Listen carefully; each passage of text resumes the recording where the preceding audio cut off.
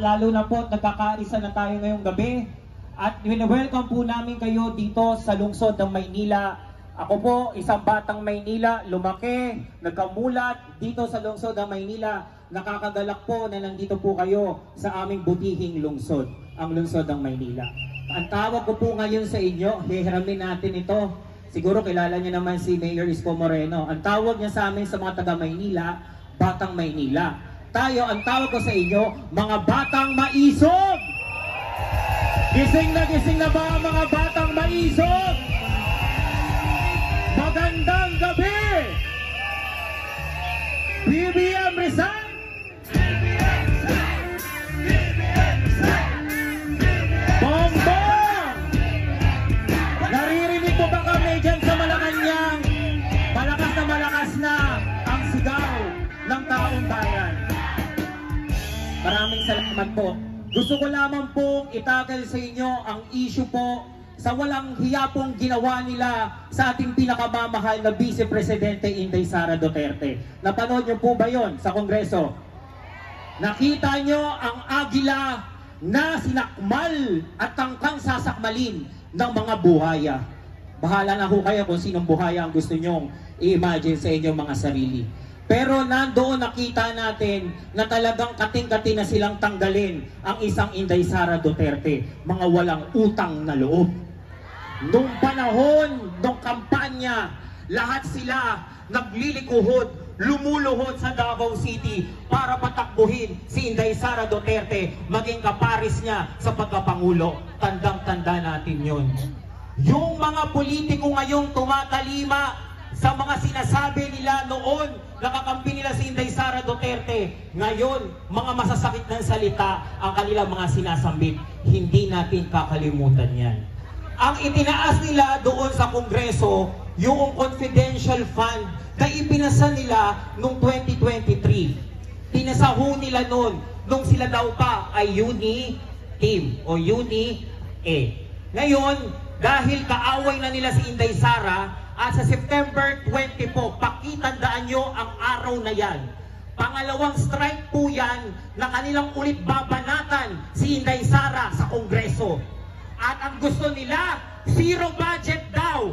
May isang kongresista dito sa distrito, sa lungsod ng Maynila, ang nagsabing handang-handa na siyang ibigay ang zero budget kay Inday Sara. Papayag ba tayo nun? Papayag ba tayo mga batang maisog? Hindi. Dahil nagtatrabaho lang naman ang OVP. Bakit po ba kayong kating-kati natanggalan ng pondo ang si Inday Sara at ang OVP?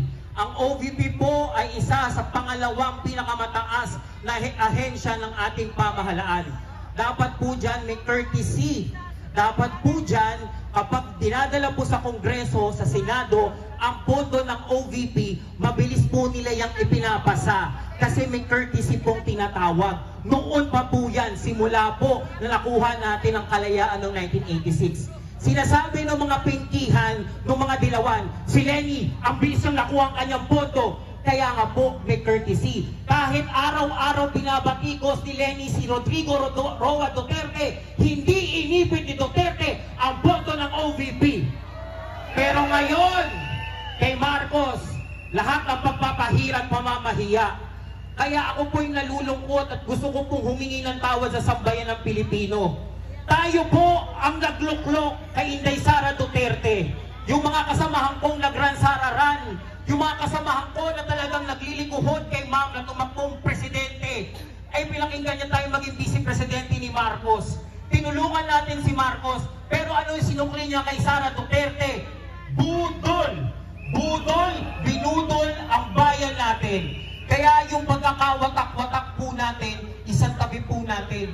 Hindi lang po ito usapang KOJC. Nakikiramay po kami sa mga namatayan po doon po sa ating mga kapatid sa KOJC. Katulad ho ng pahayag po ni VP Sara nung anniversary niyo po, happy anniversary pa rin po, na humingi po siya ng kapatawaran. Ako rin po'y humihingi sa inyo ng kapatawaran kasi isa rin po ako sa sumigaw ng Uni-Team ng BBM Sara dahil akala ko ibabangon ni Bongbong Marcos ang Pilipinas. Yung pala, wawasakin niya ang bayang Pilipinas. Sa mga malihit na Pilipino, huwag nating sayangin ang pagkakataong ito na huwag tayong husgahan ng ating mga apo na kapag tayo'y patay na, sasabihin nila, yung lolo ko, walang ginawa yan. Yung lola ko, walang ginawa yan. Hinayaan niyang magnakaw ang mga Marcos. Kaya ngayon, hirap na hirap pa rin kami sa buhay. Yung mga narito, ito ang tunay na bayani. Bayani para sa bayan. At sana, tumayo tayo para sa bayan. Dahil mahalin natin ang Pilipinas. Hindi po ito usapin ng buhay niyo lamang. Buhay po ng susunod na henerasyon. Pag natakot na tayong magsalita, diyan nagsisimula ang diktadurya. Dahil kahit sa huling hiling ako, Bongbong Marcos at buong pamilya mo, sisigaw ako kahit mag-isa at sasabihin mo lahat ang kamalian na bakit na namin nailagay sa Malacanang. Wala nang BBM, wala nang Marcos ang makakabalik sa palasyo ng Malacanang. Protektahan natin! Protektahan natin ang mga kapatid natin sa KOJC. Mahalin natin sila, ipagdasal natin si Pastor Kibuloy, ipagdasal natin si Inday Sara Duterte, ipagdasal natin si Rodrigo Roa Duterte, ipagdasal natin ang Pilipinas. Bongbong resign! Bongbong resign! Bongbong resign! Bongbong resign! Maraming salamat po at magandang gabi. Mag-ingat po tayong lahat. Okay. Maraming salamat po. Uli. Palakpak.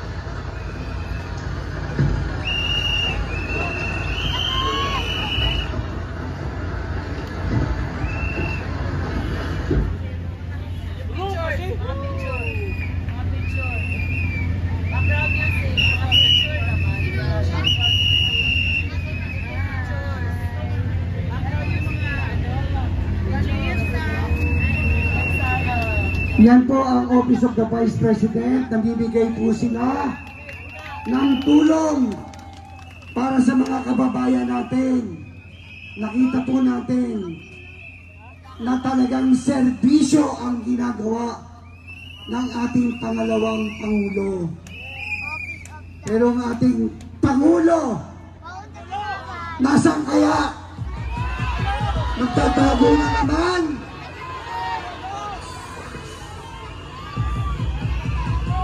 Pagkatapos ng Karina, ngayon Enteng, wala na naman.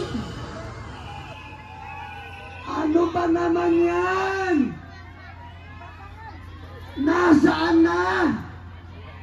Ang 5,500? Food control pinahana?